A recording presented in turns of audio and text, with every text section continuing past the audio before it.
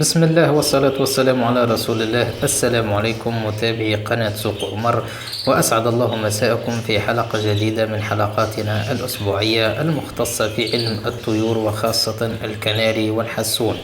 طبعا كل يوم خميس ويوم أحد على الساعة 6 مساء بتوقيت تونس العاصمة. أيضا يمكنكم متابعتي عبر مدونة سوق عمر، وكذلك عبر صفحة سوق عمر على تويتر وعلى الفيسبوك. أصدقائي، في هذه الحلقة سأريكم كيفية تقديم الكسكس مخلوط بالباتي مع قليل من الفيتامينات لدى طيورنا. نحن الآن ما زلنا في فصل التزاوج، وسيدخل علينا فصل الصيف. طبعا تقديم الأكل للطيور في فصل الصيف تكون مغايرة جدا مقارنة بفصل الشتاء. فصل الشتاء يكون تقديم الحبوب الزيتية يعني شبه يومية، وتكون بكمية متفاوتة، لأن الطقس يكون بارد والطائر يستحق يعني إلى الفيتامينات وإلى الكالسيوم والعديد من المقويات، والحبوب الزيتية توفر فيها كل هذه الشروط. فمثلا في فصل الشتاء نقدم يعني 1 كيلوغرام من الزيوان أو الفلارس في رطل من بذور الفجل، وقليل من زراعة الكتان، وكذلك النيجر وعباد الشمس. أما إذا دخل علينا فصل التزاوج وهو فصل الربيع، يكون الطقس دافئ نسبيا. نقلص كمية الحبوب الزيتية ومقارنة بفصل الشتاء. ثم سيدخل علينا فصل الصيف، وهنا سنقلص الحبوب الزيتية بنسبة 90%. يعني 1 كيلوغرام من الزيوان أو من الفلارس نخلطه في نصف رطل أو 200 جرام من بذور اللفت، القليل من النيجر وزراعة الكتان وعباد الشمس. أصدقائي، كما قلت، طريقة تقديم هذه الحبوب الزيتية تختلف من فصل إلى آخر. وعند تقليصنا للكمية لحبوب الزيتية التي كان الطائر متعود عليها في فصل الشتاء وفي فصل الخريف، يجب أن نعوض الحبوب الزيتية. أنا أقترح تعويض الحبوب الزيتية. سنعوضها بتقديم الكسكس مع قليل من الباتي مع القليل من الفيتامينات التي ستجعل الطائر كبير الحجم، جسم يعني أنيق وجسم كبير يكسوه ريش براق.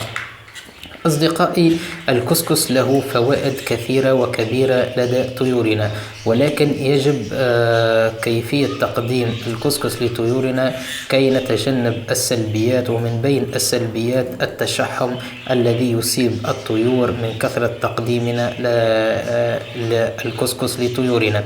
لهذا ينصح بتقديم الكسكس مرة أو مرتين في الأسبوع فقط وبنسبة قليلة. سنذهب الآن إلى كيفية طريقة تحضير الكسكس وخليطه مع الباتي والقليل من الفيتامينات.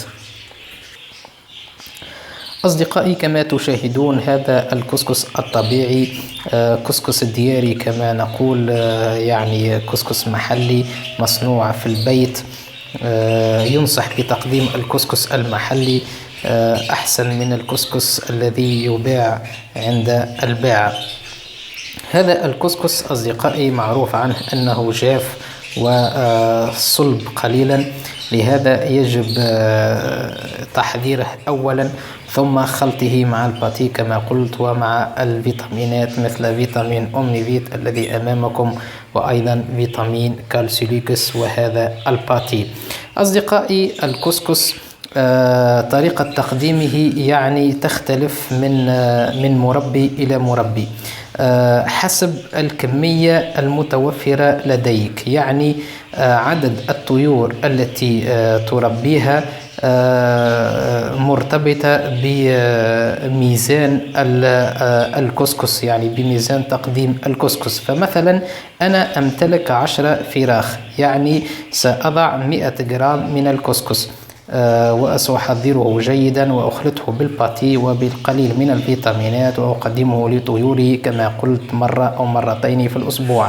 إن كان لديكم يعني أكثر من 10 فراخ، مثلا نقول أن لديكم 20 فرخ، فالكمية ستزداد، يعني تكون تستحق إلى 200 جرام من الكسكس. أما إن كان العدد أقل من 10، يعني كما نقول 5 فراخ، فستستحق يعني 50 جرام من الكسكس فقط. هذا الكسكس الذي أمامكم تم تحضيره قبل تسجيل هذا الفيديو، لأن تحضيره يتطلب بضع من الوقت. سأريكم سريعا كيفية تحضير الكسكس أولا، ثم دمجه بالباتي وبقليل من الفيتامينات، سواء كان كالسيليكس أو أومنيفيت. إن لم يتوفر لك كالسيليكس أو أومنيفيت فلا بأس، يكفي الكسكس العادي مع الباتي. أصدقائي، كما قلت سأحضر هذه الكمية حسب العدد المتوفر لدي. أنا لدي 10 فراخ، لهذا سأخذ 100 جرام من الكسكس اللي هو هنا. ثم بعد أن نضع الكسكس هنا، هذا الكأس نملؤه نصف كأس من الماء ونسكب على الكسكس، ثم يتم الخلط جيدا.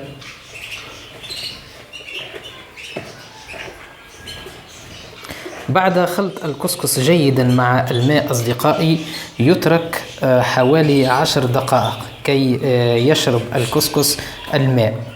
بعد 10 دقائق أصدقائي نعيد الكرة مرة أخرى، نصف كأس من الماء، كأس صغير يعني نصف كأس من الماء أيضا نضعه على الكسكس، ونقوم بخلط الكسكس مثل الطريقة الأولى.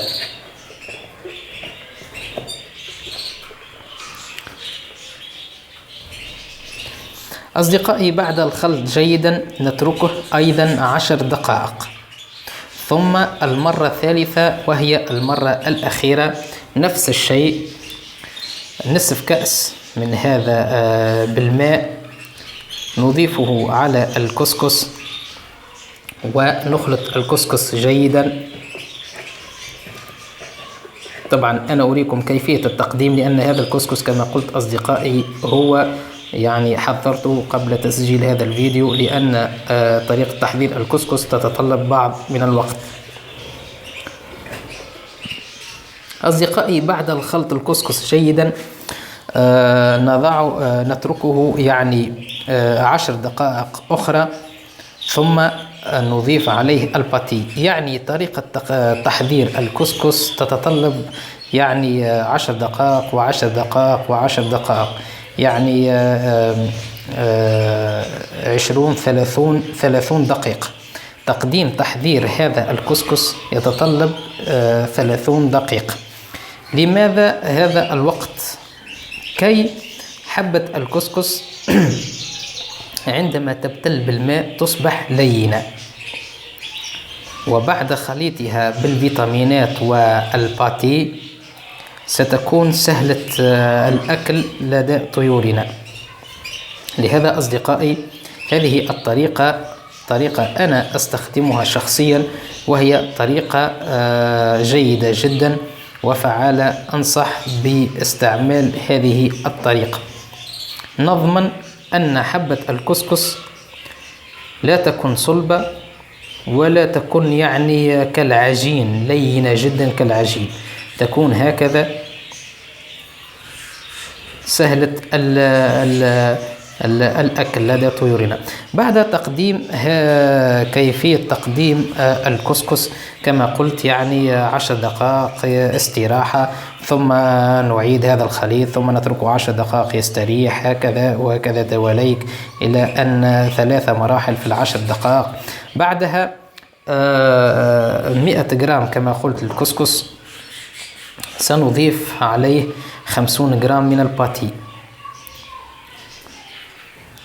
يعني أصدقائي إن كان طيورك أكثر من 10 فراخ، يعني 20 فرخ، فستضطر أن يكون الكسكس 200 جرام. هنا تضطر أن تقدم الباتي 100 جرام، يعني نصف الكمية للكسكس. 100 جرام كسكس نخلطه في 50 جرام من الباتي، 200 جرام كسكس نخلطه في 100 جرام من الباتي، حسب الكمية المتوفرة لدى طيوركم. طبعا أصدقائي هذه الكمية أكثر من 100 جرام، أنا سأضع نصفها يعني 50 جرام.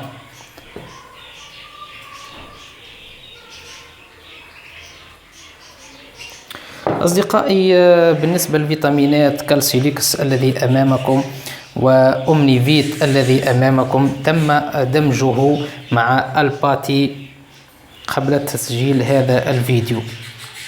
وإن لم تتوفر على فيتامين أومنيفيت وفيتامين كالسيليكس فلا بأس، يكفي أن تقدم الكسكس مع الباتي مع القليل من السكر فقط.